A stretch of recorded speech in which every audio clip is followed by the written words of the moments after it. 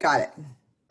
Okay, so for those of you on the call, we are recording this call, and we do get requests for these meetings, and it is a little more detailed to get the recording than it is, just minutes. So I think that works out well, and we have been attaching them, I think, by YouTube attachment to the website, just so you know. All right, Amir, you want to take over with the Prop 68? Yeah, so I think everyone got a copy of the of our agenda, but the first thing I was going to do is update everybody on the Prop 68 implementation grant. This is the round 1 grant. We're going to be talking about round 2 later in today's call. So the grant was submitted. It was one grant for the entire Tule subbasin. It included 3 projects. One was for Pixley, one was for Porterville, and the third project was our Allensworth project, which is a project that we are working very closly with the community of Allensworth.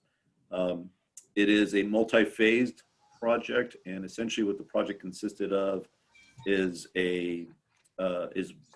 capturing stormwater and runoff off of the White River. The White River, as some of you might know, does tend to flood the community of Allensworth. And on the years that we have that floodwater releases on the river, and we have a dual purpose project. The idea here is to capture that floodwater, make it available for the Tri-County area, and also prevent flooding for the community. As I mentioned, it is a multi-phased project. The grant application could not add up to more than $5 million. The other 2 projects were roughly right around $4.1 million. And our project took about 900,000, just under 900,000 was for us. That's the grant amount. Tri-County then did some matching funds about roughly about $300,000, just over $300,000. Those are going to cover a lot of the engineering and CEQA and some of the preliminary work that needs to go into any design. And then the grant funding, we're hoping, is going to actually cover most of the construction of the project. It is on property that is already owned by Angola Water District, just northwest, slightly west, I should say, of Allensworth. The first phase, and this is the phase that we applied for the money, is to build roughly a 40-acre basin and capture that stormwater. We are looking for additional funds then, and we're looking at additional grant money from a completely different source to be able to take that basin and also incorporate a park and recreations type facilities into that, so that the community has a place to use. As you can imagine, the White River only floods so many times over, once every 5 or so years. And the rest of the time, the community can have this as a facility, and that will be funded under a completely separate grant application, which we're working on, with the community of Allensworth right now. And then the third part of it, and this is going to be something that we're going to have to fund, as that third phase, is actually the canal. We need to do some canal improvements to get the White River to this location.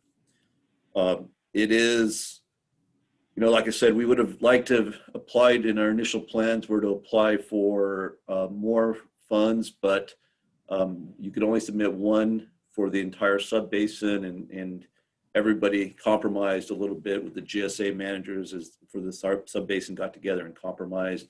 The other 2 projects are mostly conveyance projects. They're improvements on canals for both of those other 2 GSAs. It allows them to move some of their water around. So we, Four Creeks put together the application.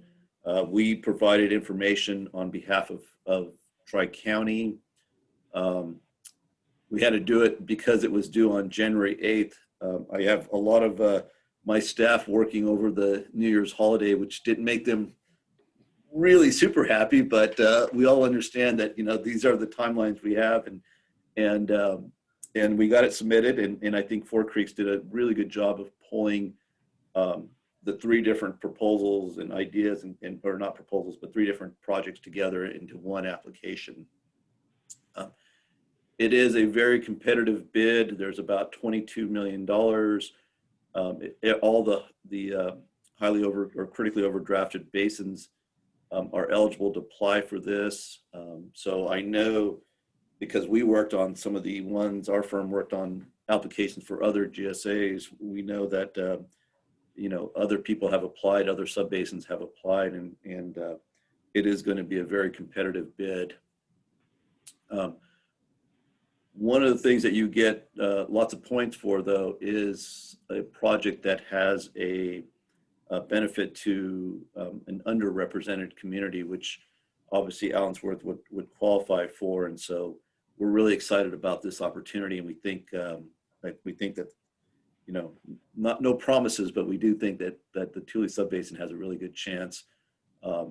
We will know something by about May. That's what the DWR has on their schedule right now. And as we get more information, we will share that with you. And as I said, that was the grant, round one. Round two, which is a lot more money, but it opens it up to both the high and the medium basins, is about $77 million. And that is going to be due in January of 22. And later in today's conversation or in meeting today, I want to go into that a little bit more detail and have some more discussions with this group about potential projects and how we want to kind of move forward on round two as well. So that was a lot of information. I know some of you probably heard this at the board meeting, but I wanted to make sure everybody got a chance to hear where we're at on round one. Let me take a quick pause and see if anyone has any questions. Nope. All right. Like I said, some of you may have already heard that twice, but let me jump into item 2, Deanna, and then I'll ask you to kind of fill in a few things. Okay. As you know, the annual report for 2000 and the water year covering up through October of 2020 is being prepared right now by Four Creeks. We have provided them some of the initial information that they need to prepare that. We had a meeting, the Tule managers had a meeting last week, and Four Creeks is working on that. That is due April 1 of this year. Deanna and I had some discussions. There's been a couple things from the last time that we want to make sure we have a little bit more time to work on this year and focus in on.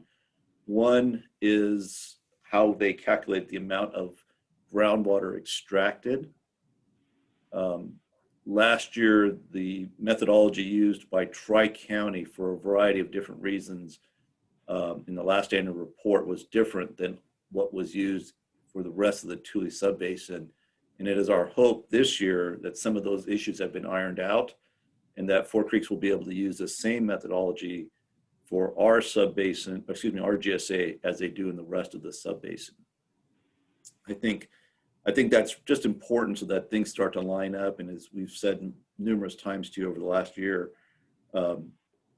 we want to try and make sure that we're in line with the entire subbasin and using the same methodologies as them for not just the annual report, but for everything else we're doing as well. So as we get more information, we'll be reviewing that. We want to put a lot of emphasis on some of the progress that we've made over the last 12 months as Tri-County, some of our accomplishments. We want to show the DWR that Tri-County is moving forward and that we have, truly started implementing our GSP. And I think that's going to be important to emphasize to them the progress that we've made.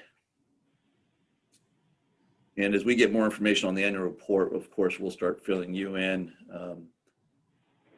I think, as I said, the amount of groundwater extracted, we're really interested in hearing what kind of number they come up with this year using this methodology versus what was calculated for last year. Again, I'm talking about water years. And I'll jump in there a little bit on the annual report. So the annual report will be not only to provide the data, groundwater levels, all of the data points that the department's looking for, but they are also asking us to provide them with what we've done in our implementation, and not just what we think we might do or what we're considering, but they want to see the documentation of what has been put in place for implementation. So that'll be very important to document our policies that we've adopted and what we've done to implement during this last year. Yeah. Deanna, do you want to talk anything updates on the rules and regulations at this point? Well, we sent out a document this morning on the extraction allocation, and that's what we're going to spend some time going over. But those are, these are the policy points we're working through. I would suspect that we're also going to, in future meetings, start working on recharge and banking rules and regulations and different policies. I hope to put something together similar to what Eastern Thule is using, their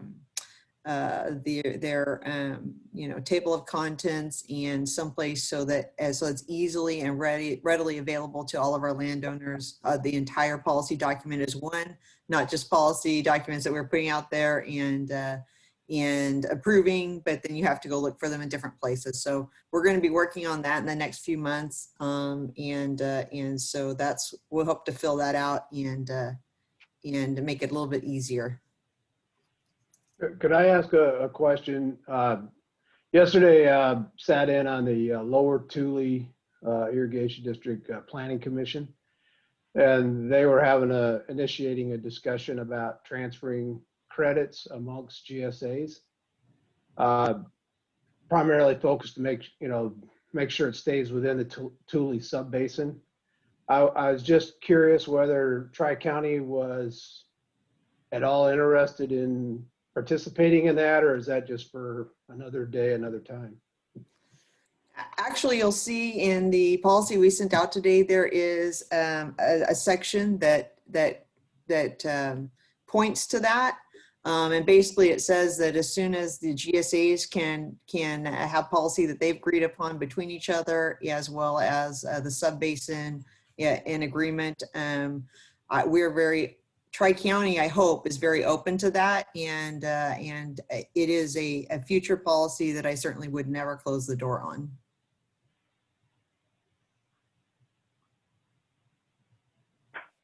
Okay. Thank you, Deanna. And then this kind of ties right into what Deanna was just talking about in terms of working on those rules and regulations. At the last board meeting, we presented some of the priorities to the board, a draft document to them. It kind of laid out some of the things that we thought that we, as the engineering consultant, would be focused in on. And the direction that we got, obviously some of the things are like, getting the annual reports done, both for the Thule as well as the Tulare Lake, as because of our involvement in both sub-basins. But the one that the board really kind of asked us to focus in on has been on projects. And so later in today's conversation, we're going to start some of that conversation with this group.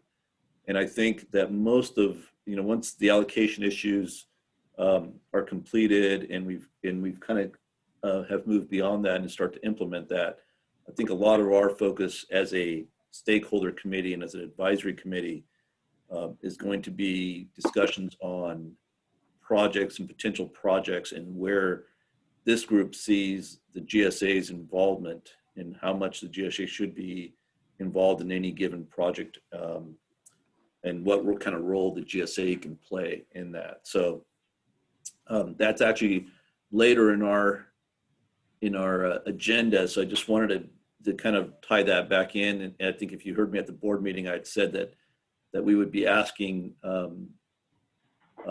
this group about priorities, but the direction we got from the board is really to focus in on projects. I just wanted to make this group aware of that. All right, moving along here. Kathy, you want to talk a little bit about the watershed grant? I don't want to steal your thunder here. Oh, you might have to unmute yourself. Yeah, I'm unmuted. Yeah, as I mentioned, I'm visiting family in New Mexico. Grandbabies on the way, grandbabies that just arrived. So excuse my, I'm kind of in the dark here. So as most of you are aware, Pixley Irrigation District did receive an NRCS grant for the Lower Deer Creek Watershed Plan, which has been ongoing for about a year. And I'll report on that one first. Tri-County and Pixley GSAs are really the major players in this 124,000 acres that's being analyzed under the Small Watershed Program with NRCS. So we're looking at projects there. We had a bit of I wouldn't call it a glitch, but a really interesting piece, and Deanna can probably relate to this, having been from this part of the world. We found a significant cultural resources site that's just east of the 43 and north of Deer Creek. So we're having to consult under the federal process with the Santa Rosa Rancheria. So that's kind of delayed our planning process. So we thought we'd have the plan out for public review, about this time of the year, and it's going to be delayed a little bit. So it's really exciting though to find sites like this. And so we need to consult with the tribe, and we also need to do some further research on that. So that's the piece on the watershed plan. And in conjunction with that, and thank you, Tri-County, for supporting us, and Allensworth and everybody who supported this. Carol Combs was instrumental in helping us get this. We received one of the 5 Department of Conservation Watershed Coordinator grants.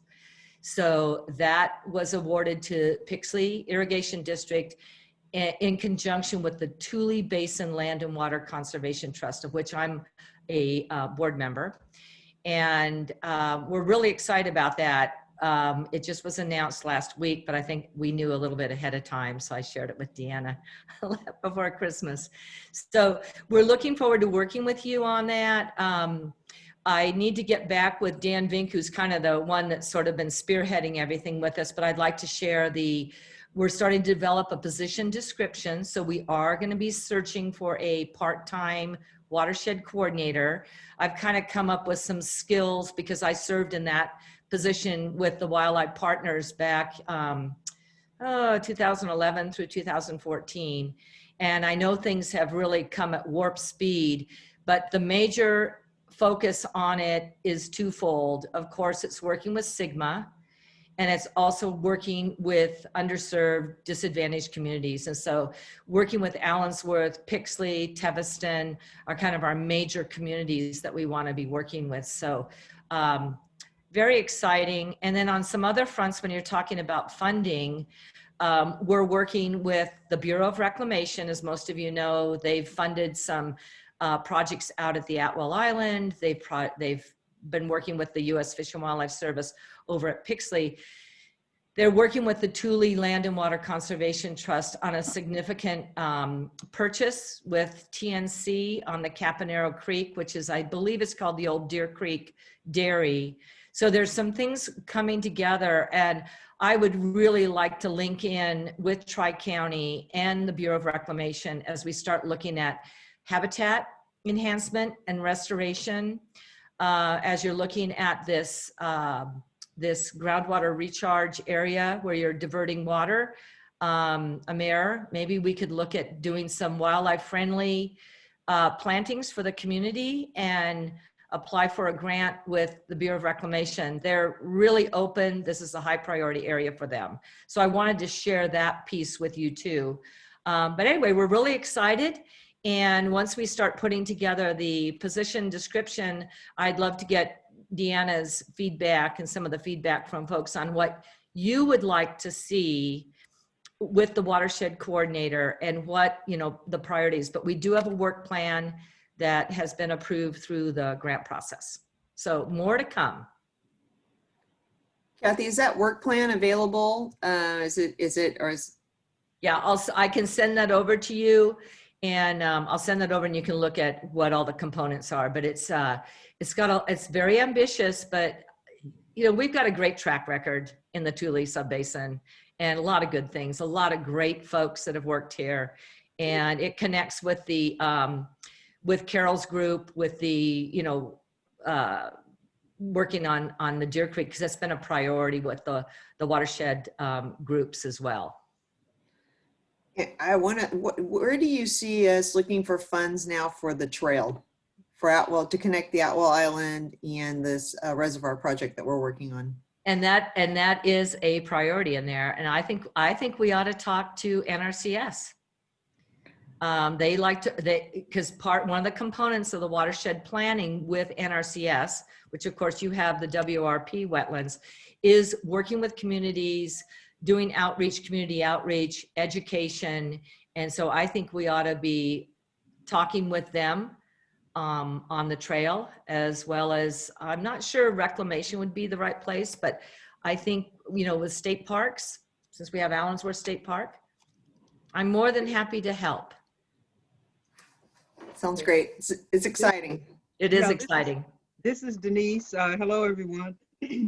I wanted to suggest while we were talking about this, just a week ago, last week, LAFCO approved of the Allensworth Historic Cemetery being transferred over to the Allensworth Community Services District. So we now have control of that. And we will have control of that as the process goes through forward as a 5-0 vote. And we have Erica Thompson, who's a person did her thesis on, she's an archaeologist and did her thesis on the. Hey, Denise. Yes. Denise, I'm sorry. I don't know about everybody else, but I'm having a real hard time. Okay. Hearing Okay. Yeah. Oh, that's Okay. much better. That's Okay. much better. So, the historical cemetery was approved by LAFCO. And so what I'm saying is we have an archaeologist that's working with us, a vested interest in the historical cemetery. So as we're talking about doing the trail, that comes along with what we've been talking about, working with high-speed rail, dealing with a community forest, putting a buffer between the high-speed rail and the community, dealing with the wind, dealing with the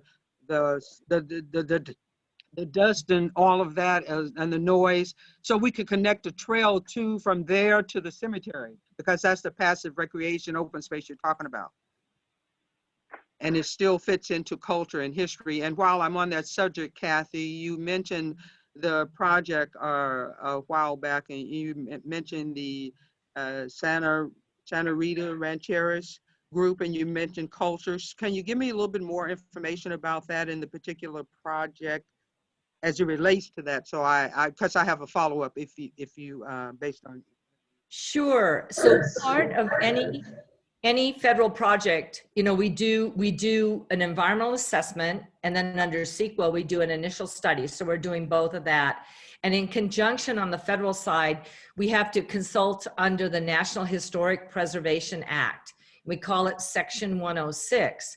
And we have to look at all historical sites that are within where we're actually going to be moving dirt. And so we're only doing the on the ground work on the 4 or 5 areas where we're actually proposing to move dirt now.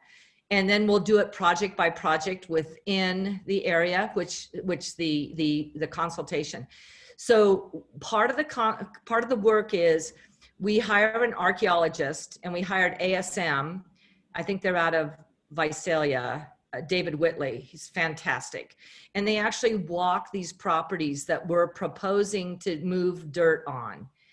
And so I want you guys to keep that in mind, because your project for the Proposition 68 is also within our NRCS small watershed. So as you're working, hey, let's continue to look for some funds through NRCS. So basically NRCS is the ones consulting with the tribe. We're the consultants kind of doing the work for them. And so the tribe will come out, and what we're proposing on this particular site, because there could be some cremains, we've got to do some additional work. It could be an old village site, but it's of keen value to the tribe. And so we're going to propose that nothing is done on this site. I think what they would like to see, what the tribe would like to see, is that we restore it to upland habitat for wildlife species, and that we preserve the cultural resources. And that is, we leave them buried. In the past, I've worked a little bit with the Bureau of Land Management. The tribe may come and do a ceremony, but I think the goal is that we leave the site intact, but we document it. Thank you very much. Thank you guys for all your support for Alan's work, and we're glad to be right in the midst of all of this great activity. Beneficial. Thank you, Denise. Kathy, can I ask you when the timeline for getting the watershed coordinator on board? Do you have a timeline for that? I was hoping that it would be April, but the contract needs to be done. And then when I did it before, Carol hired me ahead of time, or at least had me in the wings. We have no idea who. So I'm hoping that we'll be able to get a position description and get that out on the street by March. That's kind of my goal. And get somebody on board by no later than May. But as I mentioned, it's a part-time position. What I've kind of suggested is we look for somebody that has an interdisciplinary background, but does have some experience in working with water districts, has some experience, they don't need to be an engineer, but at least understanding the components of what goes into project design, because a lot of the work that they're going to be doing is this upland habitat restoration. They're also going to be looking for projects working within the whole Tule subbasin. So they don't need to be a biologist. My background's as a biologist. They don't need to be, but we're looking for somebody that has probably some experience working in our area and and understands Sigma. Right. Okay. Kathy, can you give us, whenever you get this position paper, let me know, because there's a number of people in the area that are very highly qualified that have retired. Yeah, it'll be really helpful. Yeah, and I'd like you guys to take a look at when we get the position description together, because this really is serving all the GSAs. We'd like you all to take a look at it, although we don't want to create it by committee, but we want to make sure we're hitting the really important points. Because when I did this before, I was set up that I served as kind of as a consultant to IRWM. That was the priority back then. And it turned out that our priority areas in the Tulare Lake, we had 3. And it's interesting, out of the 5 grants, 2 of those 3 priority areas that came out of the past watershed coordinator received a grant this time, and the other one was Kings River. So it really can be a benefit for another body helping us create projects. And if Carol has any comments on it, but I look at it as just a fantastic resource for our area. Okay. Carol, did you want to add anything? No, but I would certainly like to see the position description, and my head is spinning with ideas for potential candidates. So thank you. That's great. That's great. It sounds like Mark's got some ideas on some potential candidates too. So that's all good. All right. Good. Thank you, Kathy. I think we're all looking forward to working with that person when they're on board. All right. let's get to the meat of this meeting. It is really talking about the allocation study, the updates, and the upcoming public meeting on the 18th. Deanna, did I get that right? Yeah. Yes, the 18th at 1 o'clock.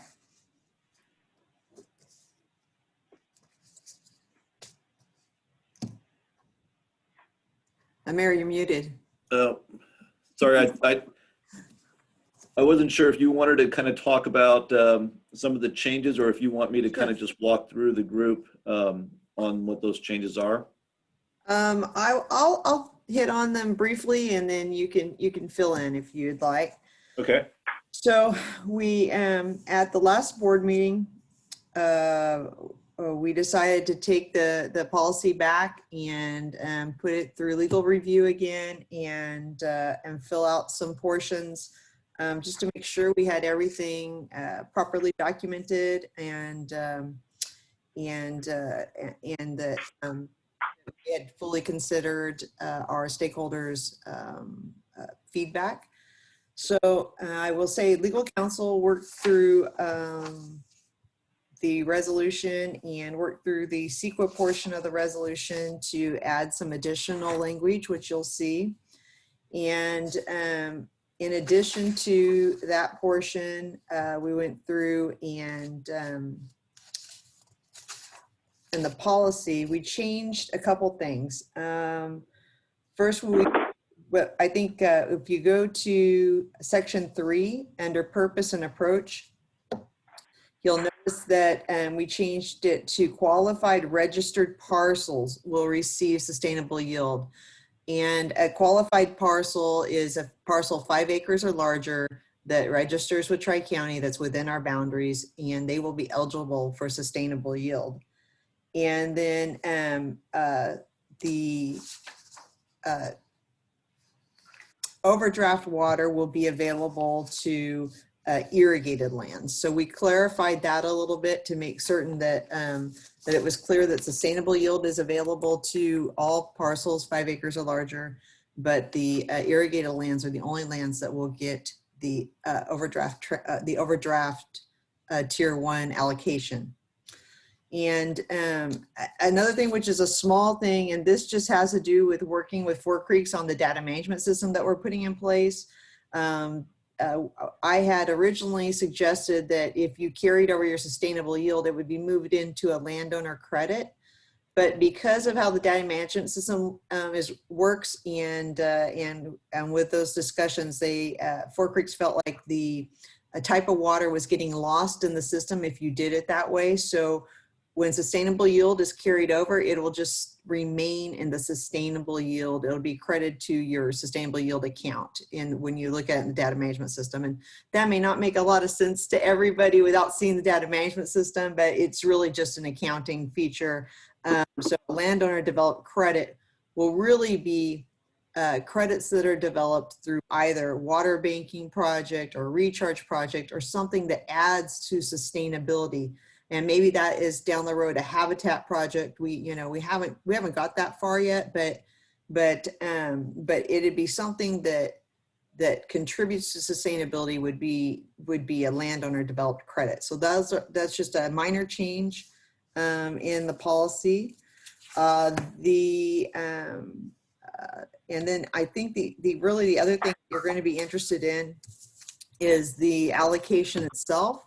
And it's my understanding that that's not going to change. The allocation that was put out there will be the same allocation that the board will consider at the February 18th meeting.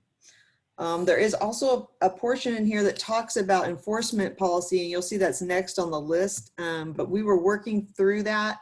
And unfortunately, legal counsel has been ill, and she was not able to make all the revisions necessary in that document. So I don't believe we're going to be passing that portion or discussing. We may discuss it, but I don't think it'll be on the agenda as an action item for the Tri-County meeting on the 18th. But if it is, we'll get that out to you in advance and plenty of time for you to review and look at. So we got set back a little bit with illness, but we're still moving along. So with that, I'll let Amir add anything he wants to add, and then we can take any questions that everybody might have. Yeah, I was just going to point out to Jeff that, Jeff, in section 5.16, it talks a little bit about transfers, 5.14 and 5.16. Those two sections in particular talk about transfers. And so there is some discussion. We are, as Deanna kind of alluded to in her answer to your question, we're trying to be a little forward thinking that to have some flexibility, but also understand that, you know, there has to be some rules in place by the GSAs before those transfers can occur. And we want to make sure that we're not just allowing, you know, anything to happen just by Tri-County. We want to make sure that we're working with our surrounding GSAs and subbasins as well. So that, I just wanted to point that out, Jeffrey. So read those two sections, and if you, I think that should address some of your questions. And the only other thing I was just going to mention real quickly, and Deanna kind of talked about this already, but in section 3, the purpose and approach, we do talk about at the end of that section, the priority of use, which is similar to what we had last time. And Deanna kind of said this, the sustainable yield carryover now is considered part of priority 1, which is a sustainable yield allocation.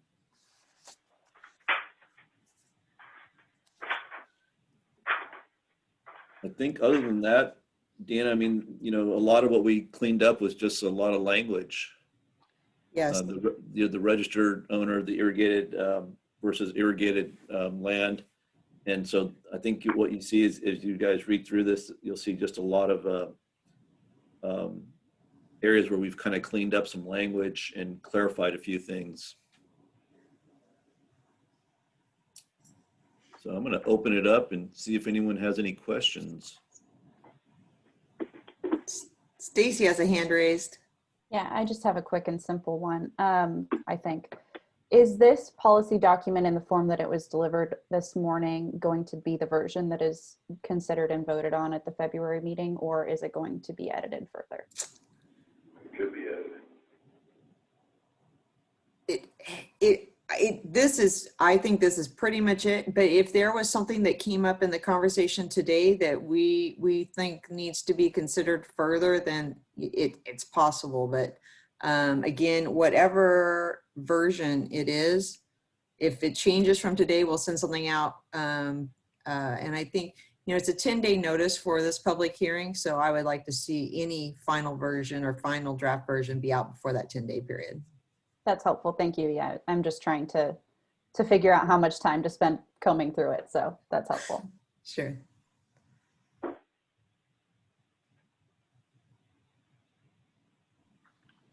I just got a question on 5.16.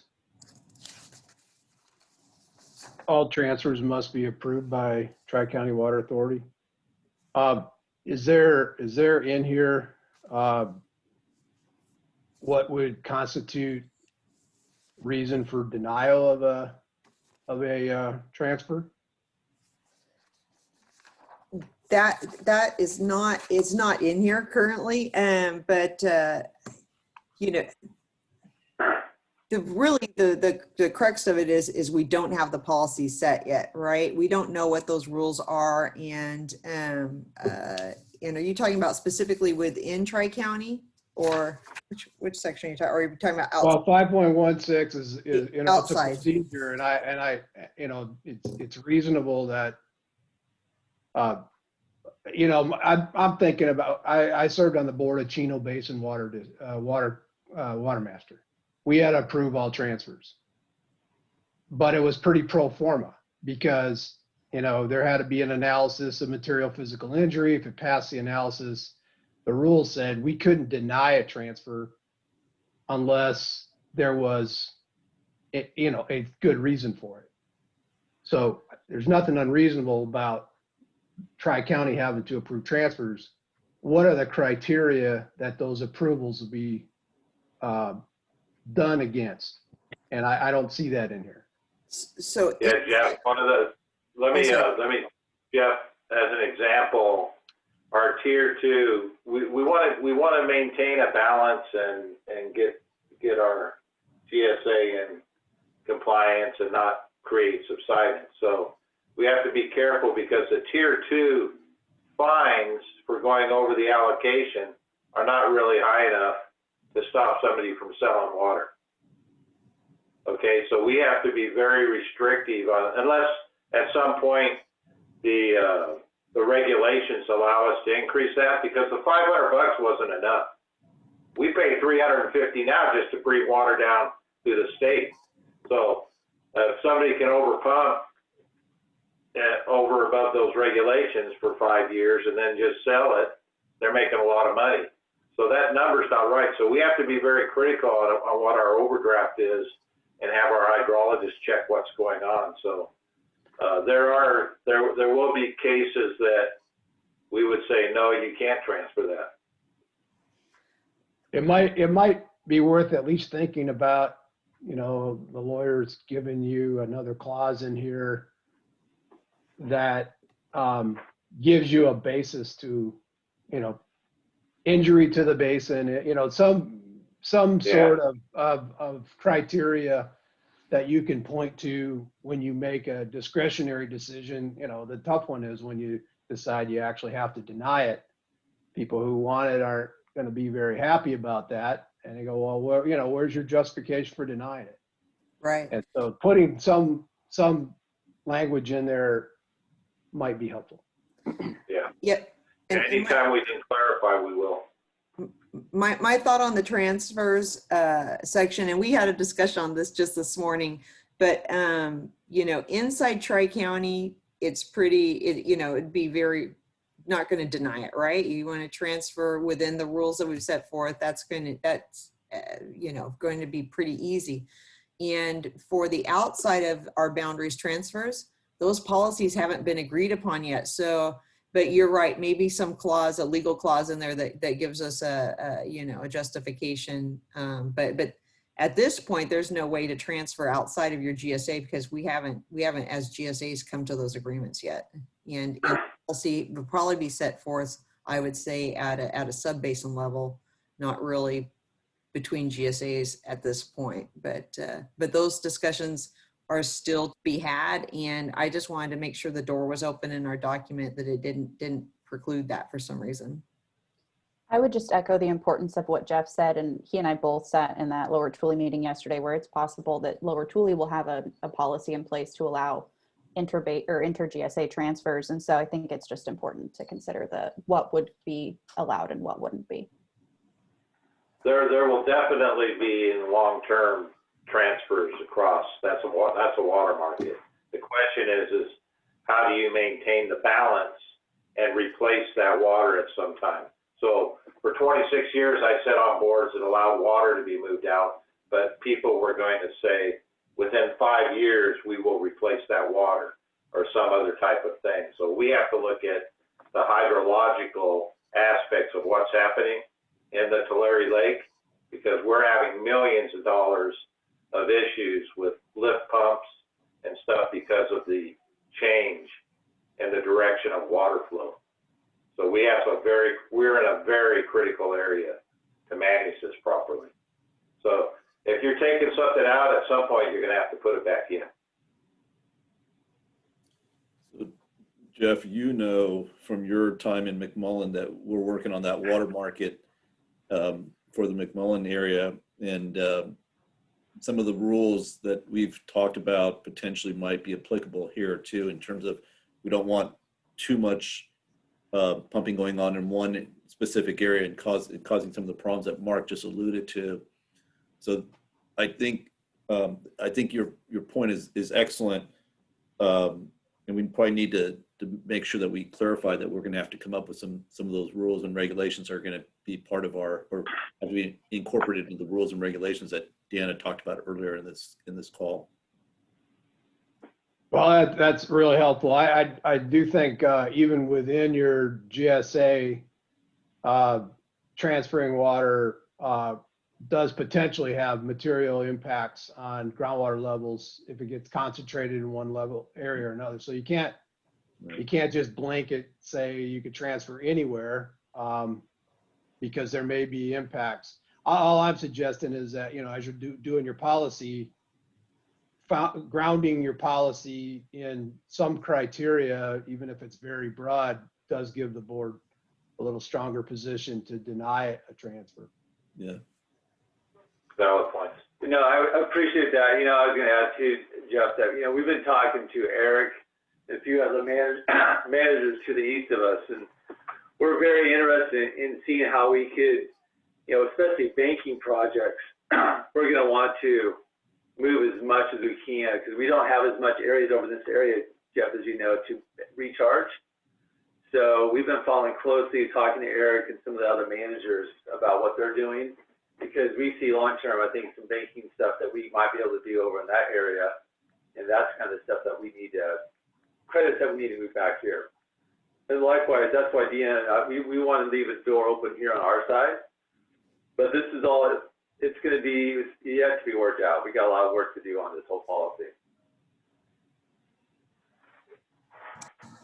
Hey, shifting gears a little bit, I didn't get a chance to really read through it ahead of the meeting, but was there any consideration or action on sort of addressing where the fees would get used or implemented towards, at least sort of earmarking generally, you know, that it was used for water development projects or anything? I think I remember that being one of the areas where it just seemed like there was a weak spot too. Yep, Carl, I will tell you, I spoke with our legal counsel, and it's an interesting thing. So the mechanism we have available to us to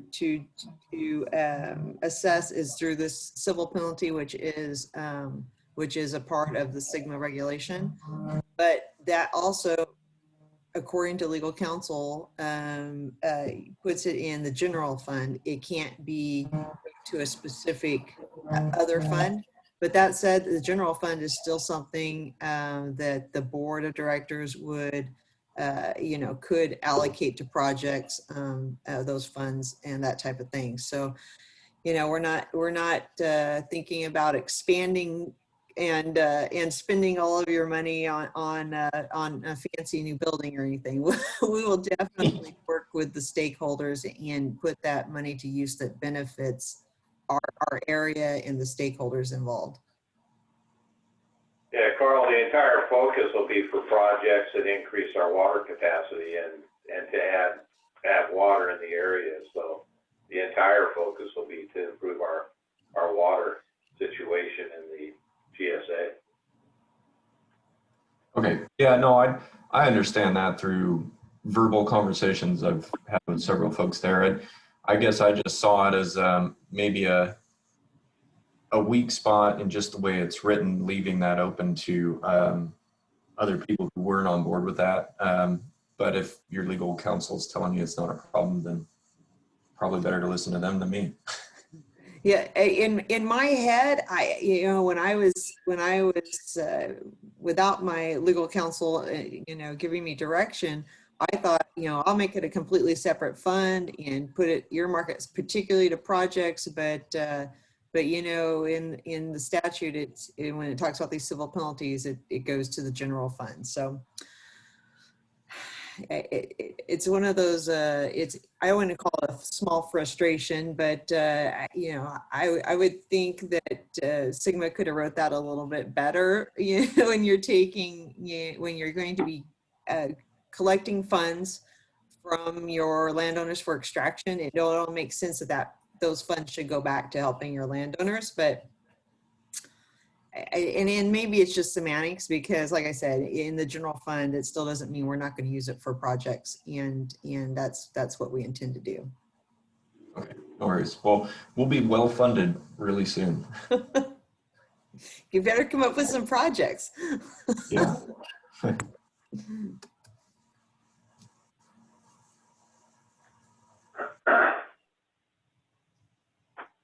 Any other questions? I know most of you have, just received that and haven't had a chance to digest in detail. But is there anything else we can clarify? I wanted to just point out, I know we talked a little bit about the transfer issue, and I wanted to make it clear that when we, that section that we were talking about was really about the sustainable yield and groundwater credits, as opposed to the Tier 1 overdraft allocation. And while the Tier 1 overdraft can be transferred to other land that qualifies for Tier 1, it is, it's not intended to be able to move to any other land within Tri-County. So it's got to be moved to other lands that also qualify and are registered in the Tier 1 program. So that's not a change. That's similar to what we had last time. I just wanted to kind of make sure that we point that out again. Anything else? Mark or Steve, do you guys want to add anything? Any other thoughts? I think you did a good job, Amir. The one thing you might want to emphasize is that we're not expanding the growing acres. Yeah. That and if you can grow something on 0.44,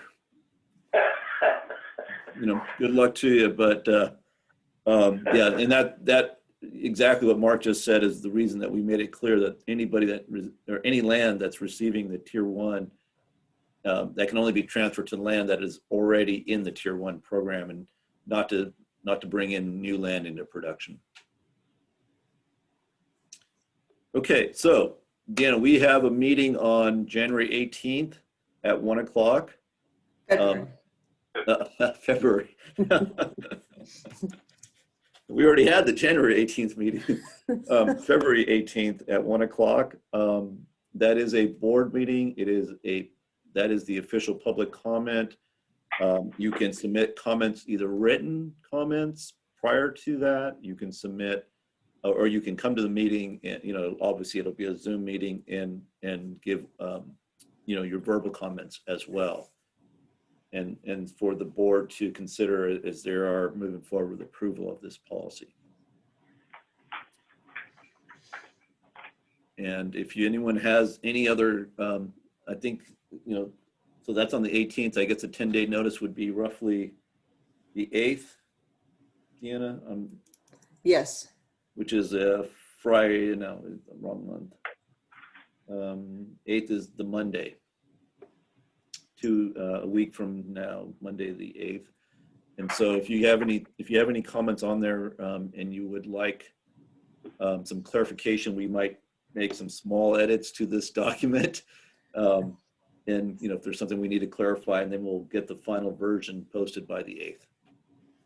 We don't anticipate making many changes from here.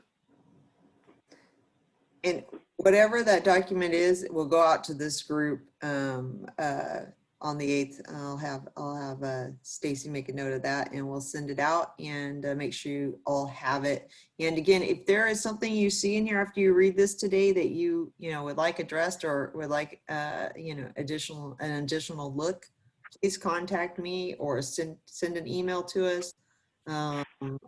We appreciate your feedback, and we want the policy to work for everybody.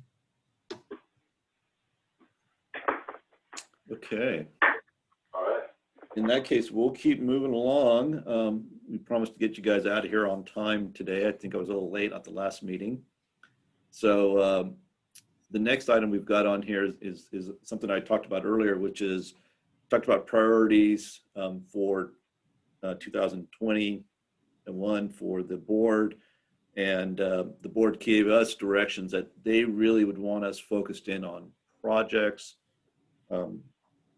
And as we start talking about projects, I want to make it clear that that's not necessarily projects that are funded or led by the GSA. They can be projects that are done on a private basis, but the GSA is going to have a role. That role can be something as as just a support letter.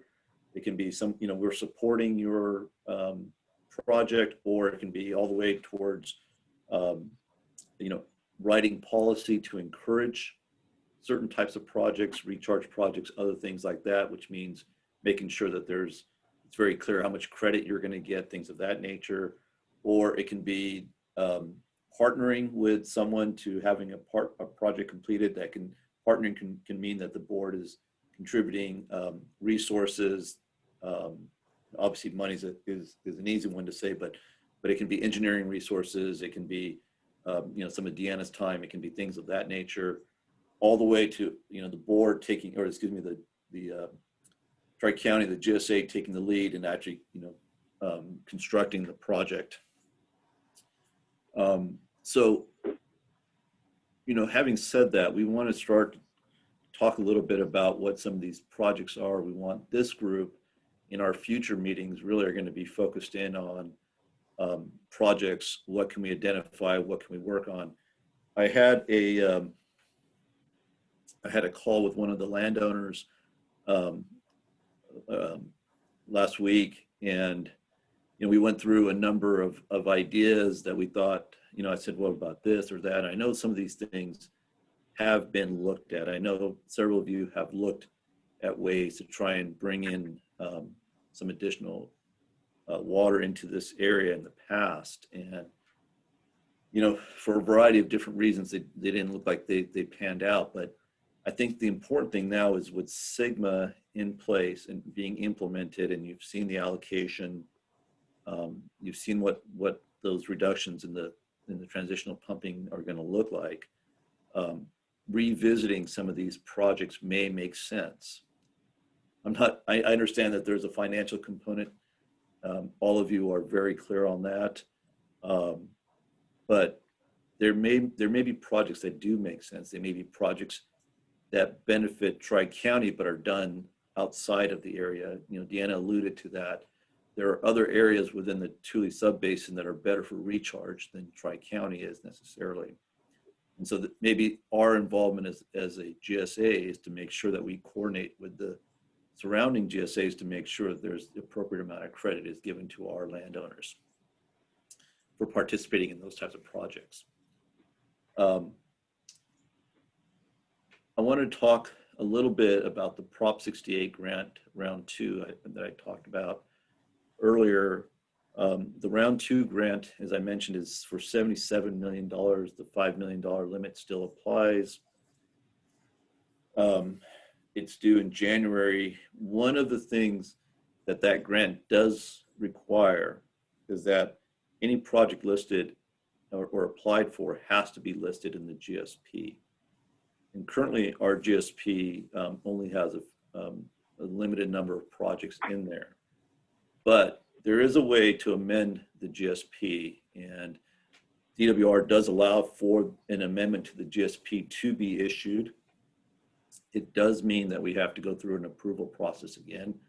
But since our GSP is specific to Tri-County, it just means that our board would have to approve any amendment.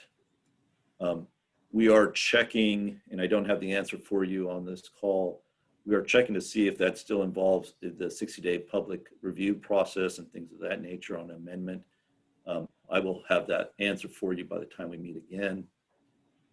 But it is certainly possible to amend and add to the GSP. I'm not asking about, and we're not talking about redoing the entire GSP. It would really be about amending the chapter 6, I believe, that has the projects listed in it. So we can certainly do that. And that would make potential projects eligible potentially for grant round 2. Some of the other GSAs in the Tule have indicated, since they were not part of round 1, that they might have projects for round 2. So I'm not guaranteeing and saying that for sure we're going to end up in round 2 projects, but it is, $5 million is still $5 million, and we want to make sure that at least we have some projects identified should funds be available within that application. Mark, and I know I didn't talk to you about this before, and I don't mean to put you on the spot, but are you comfortable maybe elaborating to this group some of the projects that are being that are underway right now? Sure. The one that's going to be pretty quick here is we're working with Atwell Island. Angela Water District's working with Atwell Island to divert their Deer Creek. Angela has the water license on Deer Creek, and Atwell has a reservoir south of Deer Creek. We're going to move that reservoir and put two 42-inch pipes underneath the Holman Lakeland Canal, and head that water over to a reservoir either in the Tule or in Tulare Lake. Eventually, part of it will probably be stored at the Liberty project, which will be the next big project. But this will be easily, on average, 1,000 acre-feet a year, but it comes in lumps, and we could have over 5,000 acre-feet on any given year of water down Deer Creek that will be captured now, where most of that water was lost or infiltrated, but it wasn't used, and we'll be able to recover at least 50% of that. So we are already in the engineering, ordered all the parts, gates, pipes, everything. So within 60 days, that project should be going, and we'll potentially have a 2,500 acre-foot reservoir completed by March, and we could move another 2,500 farther west. So that first one will be right in the Tule subbasin. The big project that Steve and his group and then Angela Water District have been working on is, I think, the most substantial, impactful, and should be the #1 priority of the whole Tulare Lake, and that's the Liberty project.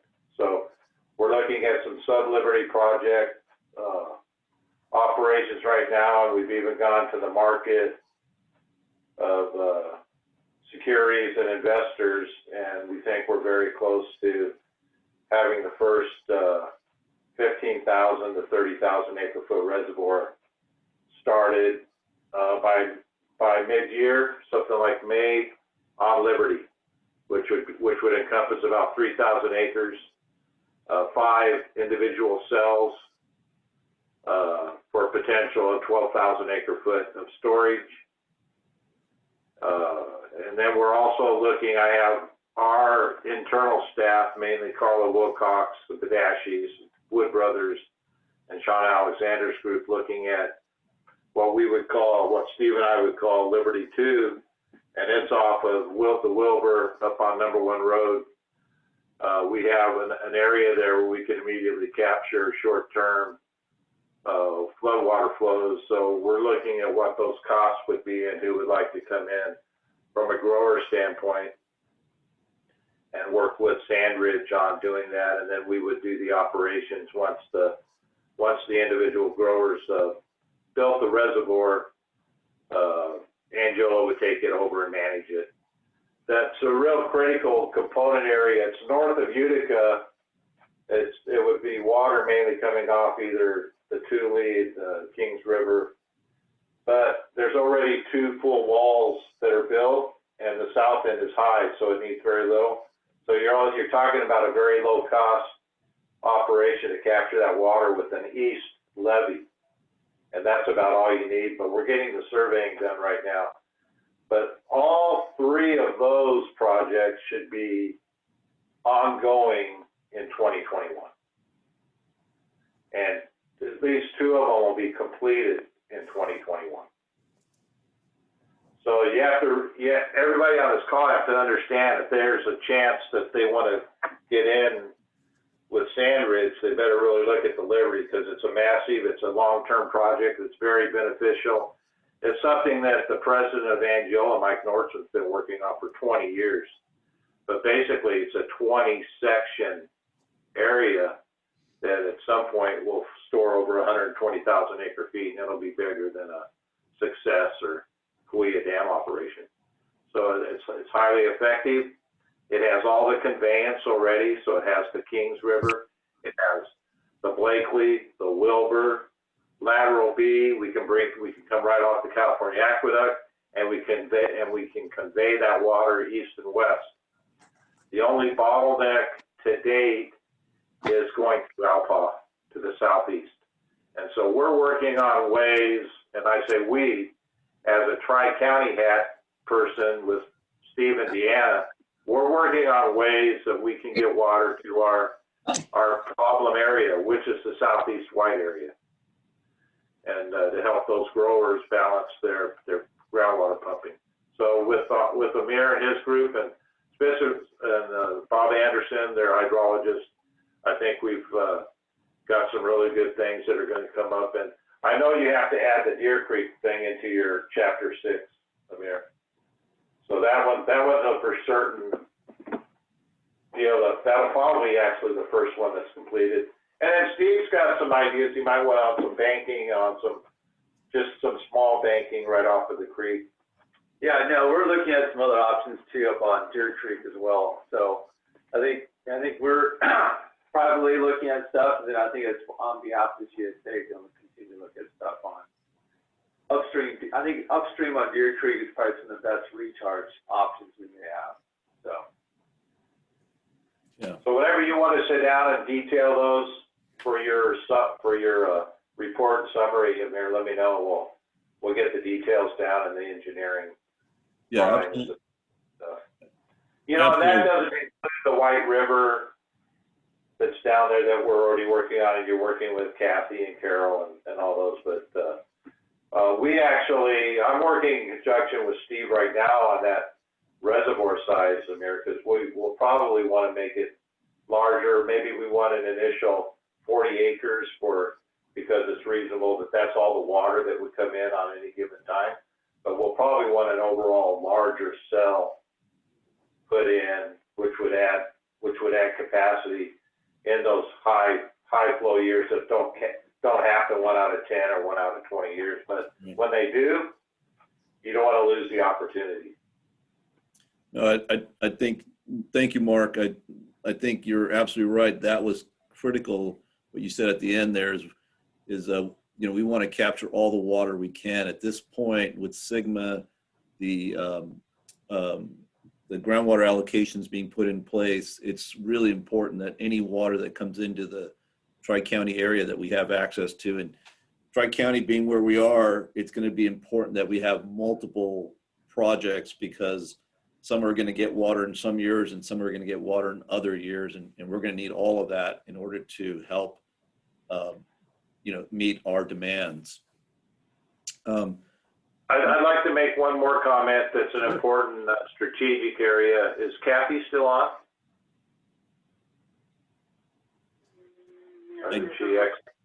Yeah, she might have had to drop off. I don't see her.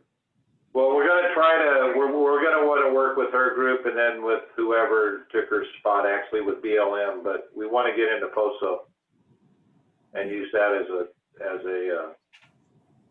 an artery to go to the south. So POSO is going to be critical, and then we can trade water with other growers via POSO and via the Liberty Project and move water south.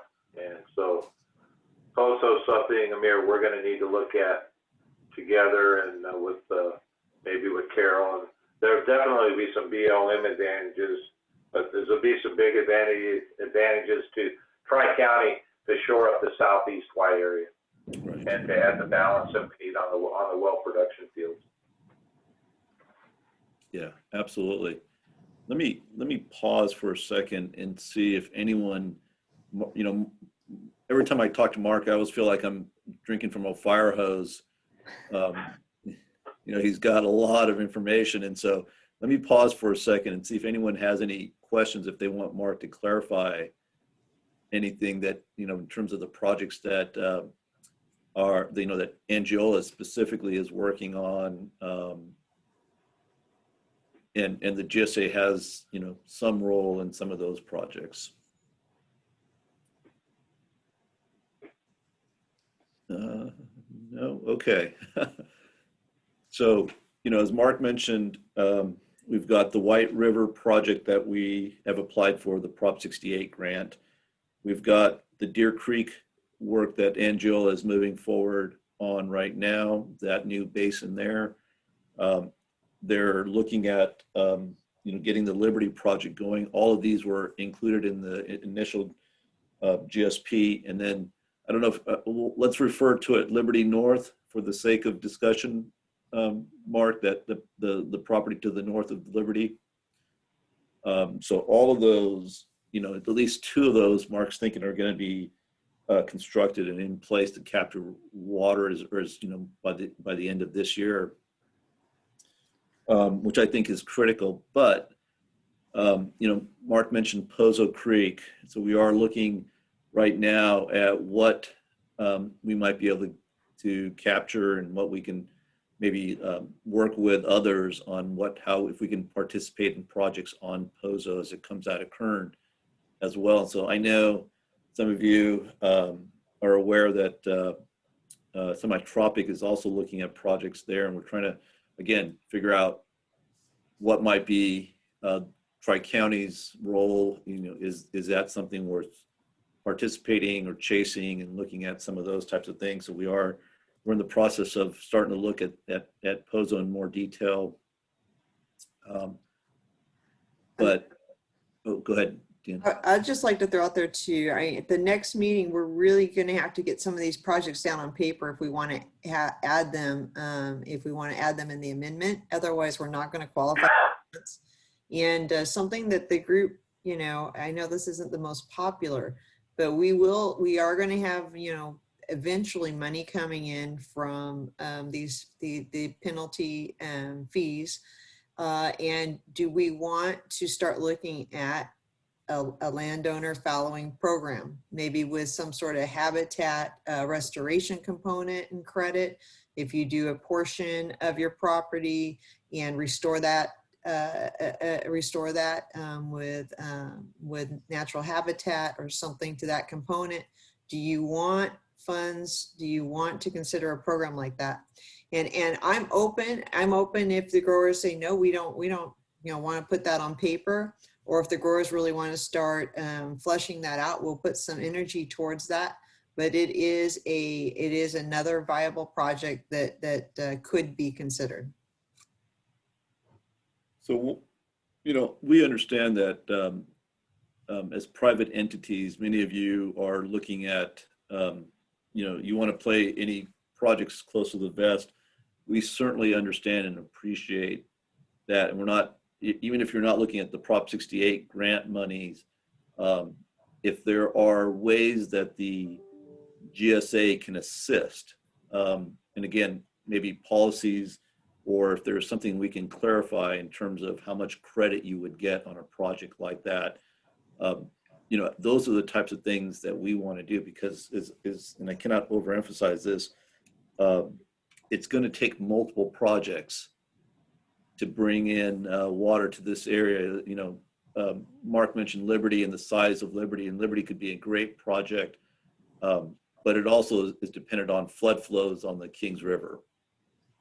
And on the years like this one, for example, where we might have very limited flood flows, although considering how much rain I'm getting out of my window here, I think that hopefully is changing. But it's going to take a variety of different projects, and we want to be there as a resource, make the GSA a resource for all of you. So as Deanna said, we really need to start identifying some of these projects as quickly as we can, either include them in an amendment if we need to go that way, or help us to start identifying what rules and regulations and policies we need to start implementing as well. Because so the next few meetings, I think I can really see us really focused in on this project's issues, and giving you updates on where we're at and things that we can talk about. We'll make sure to do that as well. Now, Mayor, the other thing is I see Rusty's on the call, so Cal Strategies is available through Tri-County to help and assist you, but with Rusty's high experience and personal situation with parks and the discussion you were having with Kathy and trails from the White River or whatever down to Atwell Island and those types of things. I think he should be involved with that and understand what either Kathy or Carol or you are looking at, so he can see how we would strategize over that. Yeah. So I'm keeping an eye on the time here because I don't want to go over. But Rusty, did you want to add anything to the technical advisory committee? Well, I mean, just feel free to call on me. I think, to the extent that, we can build partnerships, to go after any of these grant monies, particularly if they're partners, within the resources agency, like state parks and what we've talked about with Allensworth and the White River project. Bringing in, I mean, this is a Democratic administration, given the sensitivity on, on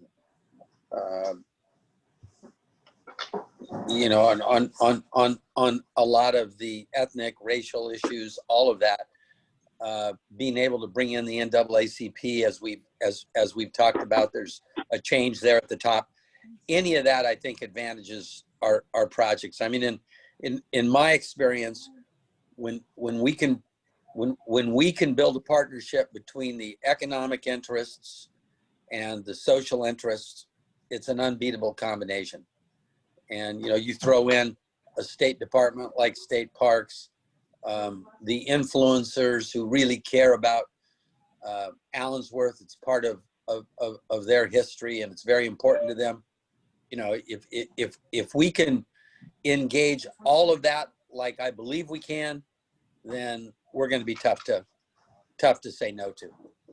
So, just loop me in, Deanna, I think you have my email, or if you don't, just loop me in and I'm glad to participate and lend whatever relationships or expertise I have. But, I like where we are on this. Thank you, Rusty. Thank you. Yeah.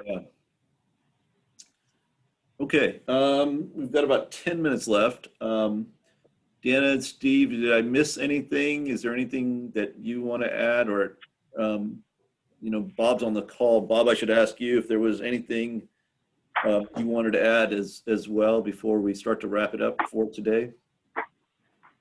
Oh, nothing here. I think it's been a good conversation. Yeah, I agree. So just a reminder, February 18th, one more time, 1 o'clock is the public comment period. If you have any comments on this document, please get them, before. If there's something that you want to tweak, clarify, get it to Deanna before the 8th.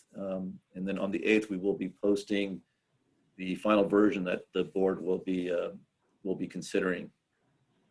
Our next advisory committee meeting is going to occur on February 24th, again from 10 to 11:30. And as I've said several times, we're going to focus in on projects and really talk to you and start to get input more. I'm really hoping in future meetings I'm doing a lot less talking, and all of you are, that we can start to get more discussion going on some of these projects and policies and rules and regulations that you think are going to be necessary for you to be successful in moving forward on some of these projects. So Deanna, that's all I've got for the group. It's good. And again, I thank everybody for participating, and this is just still the starting point with Sigma, and I think things will change over time.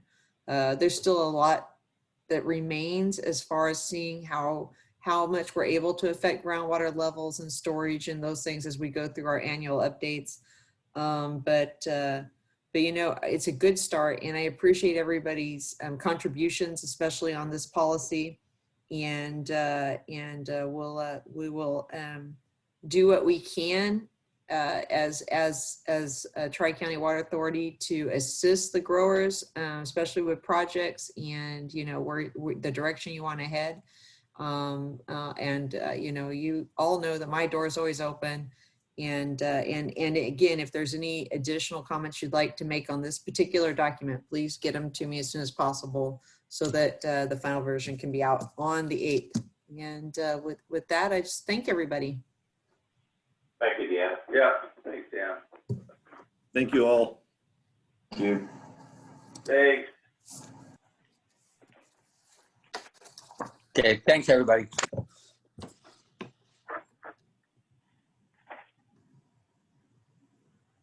Are you on any boards with that, Jeff? With that dairy guy? He's still. So Steve, Mark, Stacy, do we want to, are there any further discussions we want to have today or? Yeah, I think we can talk on the phone, Dan. I'll give you a call. I'm going Okay. to talk to Carl this afternoon, Evers, just to discuss the allocations, and then hopefully we'll all be together. So we're going to meet. When are we going to meet as a board? On February 18th. That's it. We're not going to. No, I think we'll be